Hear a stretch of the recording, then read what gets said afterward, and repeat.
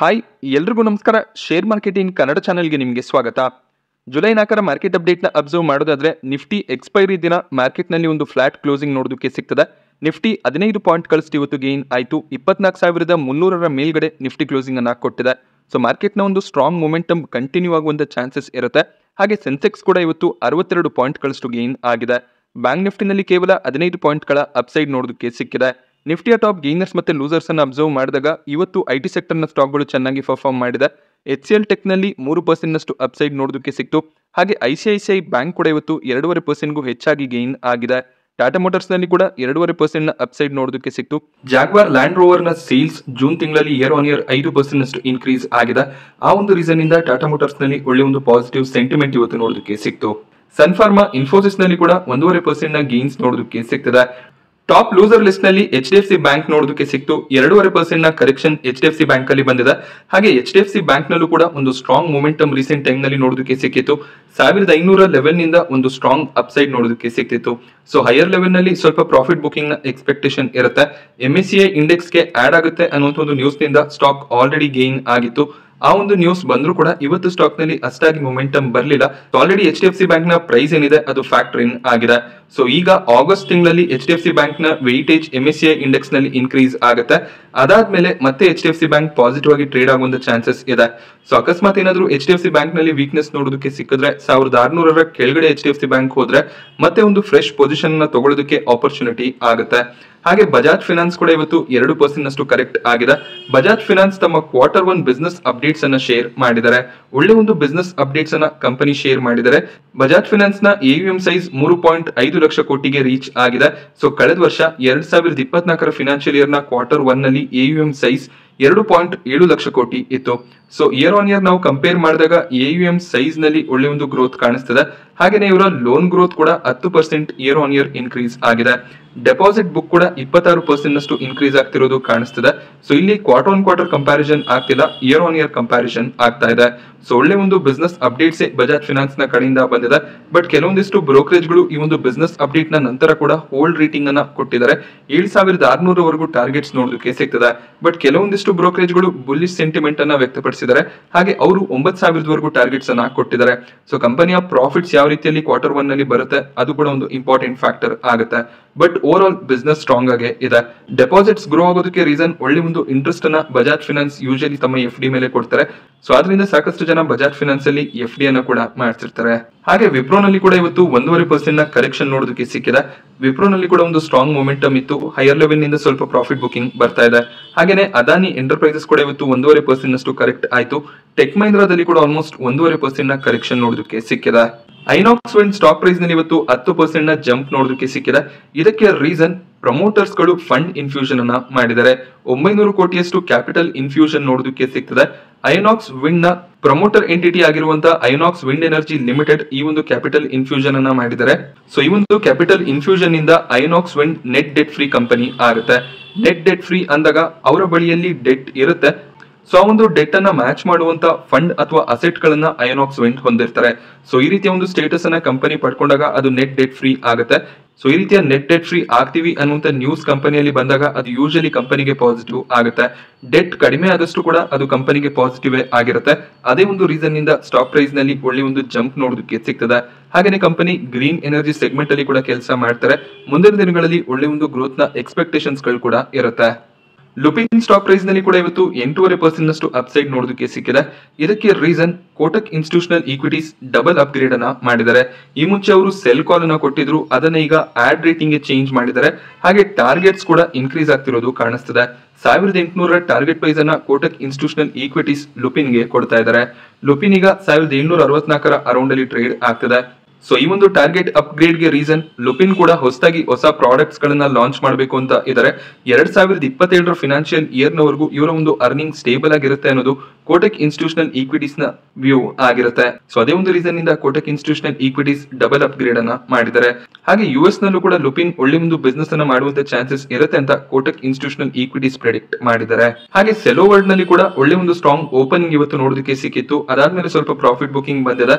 ಆದ್ರೂ ಕೂಡ 2.5% ಇನ್ನಷ್ಟು ಅಪ್ಸೈಡ್ ನೊಂದಿಗೆ ಸೆಲೋವರ್ಡ್ ಕ್ಲೋಸಿಂಗ್ ಅನ್ನ ಕೊಟ್ಟಿದೆ. ಸೊ ರೀಸೆಂಟ್ ಆಗಿ ಈ ಒಂದು ಕಂಪನಿ ಮಾರ್ಕೆಟ್ ನಲ್ಲಿ ಲಿಸ್ಟ್ ಆಗಿತ್ತು. ಹಾಗೆ ಇವರು QIP ಮೂಲಕ 730 ಕೋಟಿ ಫಂಡ್ ರೈಸಿಂಗ್ ಅನ್ನ ಮಾಡುವಂತ ಪ್ಲಾನ್ಸ್ ಅನ್ನ ಮಾಡಿದ್ದಾರೆ. ಸೊ ಈ ರೀತಿಯಲ್ಲಿ ಫಂಡ್ ರೈಸಿಂಗ್ ನ ನ್ಯೂಸ್ ಇದ್ದಾಗ ಕೂಡ ಕಂಪನಿಯಲ್ಲಿ ಪಾಸಿಟಿವ್ ಸೆಂಟಿಮೆಂಟ್ ನೋಡೋದಕ್ಕೆ ಸಿಗುತ್ತೆ. ಕಂಪನಿ ತಮ್ಮ ಬಿಸ್ನೆಸ್ ಅನ್ನ ಇನ್ನಷ್ಟು ಇಂಪ್ರೂವ್ ಮಾಡ್ಕೊಳ್ಳೋದಕ್ಕೆ QIP ಅನ್ನ ತರ್ತಾರೆ. ಕ್ವಾಲಿಫೈಡ್ ಇನ್ಸ್ಟಿಟ್ಯೂಷನಲ್ ಇನ್ವೆಸ್ಟರ್ಸ್ ಗಳಿಗೆ ಶೇರ್ಸ್ ಗಳನ್ನ ಇಶ್ಯೂ ಮಾಡಿ ಅದರಿಂದ ಫಂಡ್ ರೈಸಿಂಗ್ ಅನ್ನ ಮಾಡ್ತಾರೆ. ಪರ್ಸಿಸ್ಟೆಂಟ್ ಸಿಸ್ಟಮ್ ನಲ್ಲಿ ಕೂಡ ಇವತ್ತು 3% ನಷ್ಟು ಜಂಪ್ ನೋಡೋದಕ್ಕೆ ಸಿಕ್ಕಿದೆ. ಇದಕ್ಕೆ ರೀಸನ್ ಕಂಪನಿ ಒಂದು ಆಕ್ವಿಸಿಷನ್ ಅನ್ನ ಮಾಡಿದ್ದಾರೆ. US ಬೇಸ್ಡ್ ಕಂಪನಿ ಆಗಿರುವಂತಹ ಸ್ಟಾರ್ ಫಿಶ್ ಅಸೋಸಿಯೇಟ್ಸ್ ಅನ್ನ $20 ಮಿಲಿಯನ್ ನ ವ್ಯಾಲ್ಯೂಯೇಷನ್ ನಲ್ಲಿ ಬೈ ಮಾಡ್ಕೊಂಡಿದ್ದಾರೆ. ಸೊ ಇದು ಕೂಡ ಒಂದು ಸ್ಟ್ರಾಂಗ್ ಆಕ್ವಿಸಿಷನ್ ಆಗಿರುತ್ತೆ. AI ಸೆಗ್ಮೆಂಟ್ ನಲ್ಲಿ ತಮ್ಮ ಬಿಸ್ನೆಸ್ ಅನ್ನ ಇನ್ನಷ್ಟು ಸ್ಟ್ರೆಂಥನ್ ಮಾಡ್ಕೊಳ್ಳೋದಕ್ಕೆ ಪರ್ಸಿಸ್ಟೆಂಟ್ ಸಿಸ್ಟಮ್ ಈ ಆಕ್ವಿಸಿಷನ್ ಅನ್ನ ಮಾಡ್ಕೊಂಡಿದ್ದಾರೆ. ಸೊ ಈ ರೀತಿಯ ಆಕ್ವಿಸಿಷನ್ ನ್ಯೂಸ್ ಇದ್ದಾಗ ಕೂಡ ಸ್ಟಾಕ್ ನಲ್ಲಿ ಪಾಸಿಟಿವ್ ಸೆಂಟಿಮೆಂಟ್ ನೋಡೋದಕ್ಕೆ ಸಿಗುತ್ತೆ. ಅದೇ ರೀಸನ್ ಇಂದ ಪರ್ಸಿಸ್ಟೆಂಟ್ ಕೂಡ ಇವತ್ತು ಪಾಸಿಟಿವ್ ಆಗಿ ಕ್ಲೋಸ್ ಆಗಿದೆ. ಹಾಗೆ ಶಿಪ್ ಬಿಲ್ಡರ್ ಸ್ಟಾಕ್ ಗಳಲ್ಲಿ ಮೊಮೆಂಟಮ್ ಕಂಟಿನ್ಯೂ ಆಗ್ತಿದೆ. ಮ್ಯಾಸ್ಗಾನ್ ಡಾಕ್ 20% ಗೇನ್ ಆಗಿದ್ರೆ ಕೊಚಿನ್ ಶಿಪ್ ಯಾರ್ಡ್ ನಲ್ಲಿ 10% ನಷ್ಟು ಅಪರ್ ಸರ್ಕ್ಯೂಟ್ ನೋಡೋದಕ್ಕೆ ಸಿಗ್ತದೆ. ಇದು ಈ ಕಂಪನಿಗಳಿಗೆ ಸಿಗ್ತಿರುವಂತಹ ಒಂದು ಸ್ಟ್ರಾಂಗ್ ಆರ್ಡರ್ ನಿಂದ ಬರ್ತಿರುವಂತಹ ಒಂದು ಅಪ್ಸೈಡ್ ಆಗಿರುತ್ತೆ. ಈಗ ಕಂಪನಿಗಳ ವ್ಯಾಲ್ಯೂಯೇಷನ್ ಕೂಡ ಎಕ್ಸ್ಪೆನ್ಸಿವ್ ಆಗಿದೆ. ಬಟ್ ಸ್ಟಿಲ್ ಸ್ಟ್ರಾಂಗ್ ಆರ್ಡರ್ ಗಳು ಸಿಗ್ತಿರೋದ್ರಿಂದ ಒಂದು ಬೈಯಿಂಗ್ ಎಮರ್ಜ್ ಆಗ್ತಿರೋದು ಕಾಣಿಸ್ತದೆ. ಸೊ ಹೈಯರ್ ಲೆವೆಲ್ ನಿಂದ ಪ್ರಾಫಿಟ್ ಬುಕಿಂಗ್ ನ ಎಕ್ಸ್ಪೆಕ್ಟೇಷನ್ ಇರುತ್ತೆ.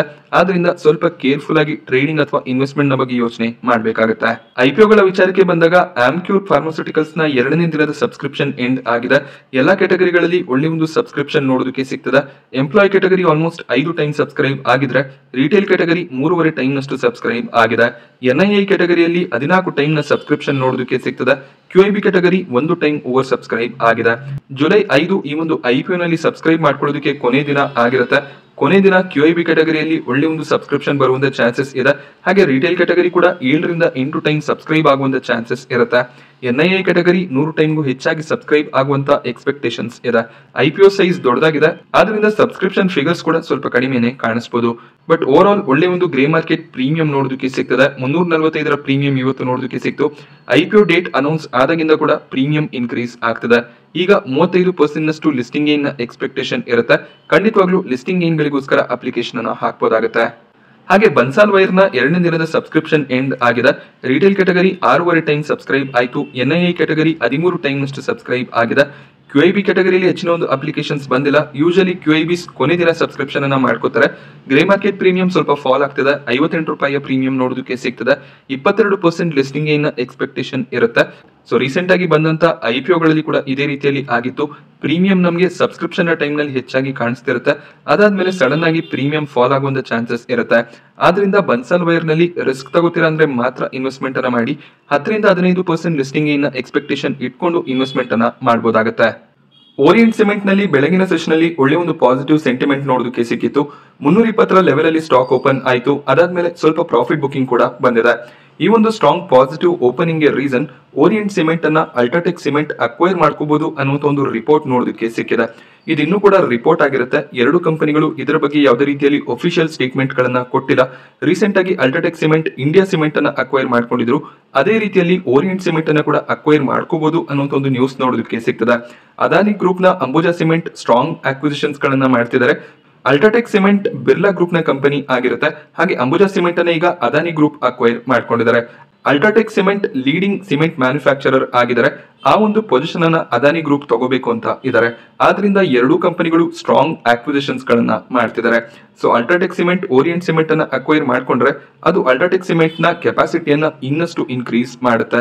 ಸೊ ಅಲ್ಟ್ರಾಟೆಕ್ ಸಿಮೆಂಟ್ ಶೇರ್ಸ್ ಗಳನ್ನ 350 ರಿಂದ 375 ಪ್ರೈಸ್ ನಲ್ಲಿ ಬೈ ಮಾಡ್ತೀವಿ ಅನ್ನುವಂತ ಅಡ್ವಾನ್ಸ್ ಸ್ಟಾಕ್ ಅನ್ನ ಮಾಡಿದ್ದಾರೆ. ಓರಿಯಂಟ್ ಸಿಮೆಂಟ್ ಈಗ 300 ಅರೌಂಡ್ ಅಲ್ಲಿ ಟ್ರೇಡ್ ಆಗ್ತದೆ. ಇದು ಓರಿಯಂಟ್ ಸಿಮೆಂಟ್ ಗೂ ಕೂಡ ಪಾಸಿಟಿವ್ ಆಗುತ್ತೆ. ಸೊ ಶೇರ್ಸ್ ಗಳನ್ನ ಅಲ್ಟ್ರಾಟೆಕ್ ಸಿಮೆಂಟ್ ಅಕ್ವೈರ್ ಮಾಡ್ಕೊಂಡಾಗ ಒಳ್ಳೆ ಒಂದು ಲೆವೆಲ್ಸ್ ಅಲ್ಲಿ ಅವರು ಶೇರ್ಸ್ ಗಳನ್ನ ಸೆಲ್ ಮಾಡ್ತಾರೆ. ಆದ್ರಿಂದ ಅವ್ರಿಗೂ ಕೂಡ ಬಿಸ್ನೆಸ್ ಅನ್ನ ಇನ್ನಷ್ಟು ಸ್ಟ್ರೆಂಥನ್ ಮಾಡ್ಕೊಳ್ಳೋದಕ್ಕೆ ಫಂಡ್ಸ್ ಸಿಗುತ್ತೆ. ಅಲ್ಟ್ರಾಟೆಕ್ ಸಿಮೆಂಟ್ ಅಥವಾ ಓರಿಯಂಟ್ ಸಿಮೆಂಟ್ ನ ಕಡೆಯಿಂದ ಕ್ಲಾರಿಫಿಕೇಶನ್ಸ್ ಬಂದಾಗ ಸೊ ಎರಡು ಸ್ಟಾಕ್ ಗಳಲ್ಲಿ ಮತ್ತಷ್ಟು ಪಾಸಿಟಿವ್ ಸೆಂಟಿಮೆಂಟ್ ಅನ್ನ ಎಕ್ಸ್ಪೆಕ್ಟ್ ಮಾಡಬಹುದಾಗುತ್ತೆ. ಹಾಗೆ ಒನಾಸಾ ಕನ್ಸ್ಯೂಮರ್ ಲಿಮಿಟೆಡ್ ಮಾಮಾ ಅರ್ತ್ ನಲ್ಲಿ ಇವತ್ತು 16% ನಷ್ಟು ಜಂಪ್ ನೋಡೋದಕ್ಕೆ ಸಿಕ್ತು. ಈ ಒಂದು ಅಪ್ಸೈಡ್ ಗೆ ರೀಸನ್ ಇವರು ರಿಲಯನ್ಸ್ ರಿಟೇಲ್ ನ ಜೊತೆಯಲ್ಲಿ ಪಾರ್ಟ್ನರ್ಶಿಪ್ ಅನ್ನ ಮಾಡ್ಕೊಂಡಿದ್ದಾರೆ. ಮಾಮಾ ಅರ್ತ್ ಪ್ರಾಡಕ್ಟ್ ಗಳನ್ನ ರಿಲಯನ್ಸ್ ರಿಟೇಲ್ ನ 1000ಕ್ಕೂ ಹೆಚ್ಚಿನ ರಿಲಯನ್ಸ್ ಸ್ಮಾರ್ಟ್ ಬಜಾರ್ ಸ್ಟೋರ್ ಗಳಲ್ಲಿ ಸೆಲ್ ಮಾಡ್ತಾರೆ.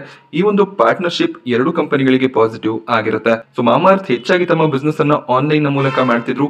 ಅವ್ರದೇ ಆದ ವೆಬ್ಸೈಟ್ ಹಾಗೇನೆ ಫ್ಲಿಪ್ಕಾರ್ಟ್ ಮತ್ತೆ ಅಮೆಜಾನ್ ನಂತ ಮಾರ್ಕೆಟ್ ಪ್ಲೇಸ್ ನಲ್ಲಿ ತಮ್ಮ ಒಂದು ಪ್ರಾಡಕ್ಟ್ಸ್ ಅನ್ನ ಸೆಲ್ ಮಾಡ್ತಿದ್ರು. ಈಗ ಸ್ಟೋರ್ ಗಳಲ್ಲಿ ಕೂಡ ಇವರ ಪ್ರಾಡಕ್ಟ್ಸ್ ಅವೈಲೇಬಲ್ ಆಗೋದ್ರಿಂದ ಸೇಲ್ಸ್ ಇನ್ನಷ್ಟು ಇನ್ಕ್ರೀಸ್ ಆಗುವಂತ ಚಾನ್ಸಸ್ ಇರುತ್ತೆ. ಅದೇ ಒಂದು ರೀಸನ್ ಇಂದ ಸ್ಟಾಕ್ ಪ್ರೈಸ್ ನಲ್ಲಿ ಒಳ್ಳೆ ಒಂದು ಜಂಪ್ ನಮಗೆ ನೋಡೋದಕ್ಕೆ ಸಿಗ್ತದೆ. IPO ಬಂದಾಗಿಂದ ಸ್ಟಾಕ್ ಪ್ರೈಸ್ ನಲ್ಲಿ ಒಳ್ಳೆ ಒಂದು ಸ್ಟ್ರಾಂಗ್ ಮೊಮೆಂಟಮ್ ಇದೆ. ಹಾಗೆ ಇವತ್ತಿನ FII DII ಆಕ್ಟಿವಿಟಿಯನ್ನು ಅಬ್ಸರ್ವ್ ಮಾಡಿದಾಗ DIIs ಕಡೆಯಿಂದ ನೆಟ್ ಸೆಲ್ಲಿಂಗ್ ನೋಡೋದಕ್ಕೆ ಸಿಗ್ತದೆ. 2375 ಕೋಟಿ ಅಮೌಂಟ್ ನ ನೆಟ್ ಸೆಲ್ಲಿಂಗ್ DIIs ಕಡೆಯಿಂದ ಬಂತು. ಹಾಗೇನೆ FIIs ನೆಟ್ ಬೈಯರ್ಸ್ ಆಗಿ ಕಂಟಿನ್ಯೂ ಆಗ್ತಿದ್ದಾರೆ. ಒಂದು ಸ್ಟ್ರಾಂಗ್ ನೆಟ್ ಬೈಯಿಂಗ್ FIIs ಕಡೆಯಿಂದ ರೀಸೆಂಟ್ ಟೈಮ್ ನಲ್ಲಿ ನೋಡೋದಕ್ಕೆ ಸಿಗ್ತದೆ. 2575 ಕೋಟಿ ಅಮೌಂಟ್ ನ ನೆಟ್ ಬೈಯಿಂಗ್ FIIs ಕಡೆಯಿಂದ ಬಂದಿದೆ. FIIs ಕಡೆಯಿಂದ ಇದೇ ರೀತಿಯಲ್ಲಿ ಸ್ಟ್ರಾಂಗ್ ಬೈಯಿಂಗ್ ಕಂಟಿನ್ಯೂ ಆದ್ರೆ ಮಾರ್ಕೆಟ್ ನಲ್ಲಿ ಇನ್ನಷ್ಟು ಪಾಸಿಟಿವ್ ಸೆಂಟಿಮೆಂಟ್ ನ ಎಕ್ಸ್ಪೆಕ್ಟೇಷನ್ಸ್ ಇರುತ್ತೆ. ನಾನಿವತ್ತು ನಿಮಗೆ ಮಾರ್ಕೆಟ್ ನ ಬಗ್ಗೆ ಕೊಟ್ಟಂತ ಇನ್ಫಾರ್ಮೇಶನ್ ಇಷ್ಟ ಆದ್ರೆ ವಿಡಿಯೋನ ಲೈಕ್ ಮಾಡಿ. ಹಾಗೆ ಇದೇ ರೀತಿಯ ಮಾರ್ಕೆಟ್ ಅಪ್ಡೇಟ್ಸ್ ಗಳಿಗೋಸ್ಕರ ಚಾನೆಲ್ ನ ಸಬ್ಸ್ಕ್ರೈಬ್ ಮಾಡ್ಕೊಳ್ಳಿ. Thank you friends.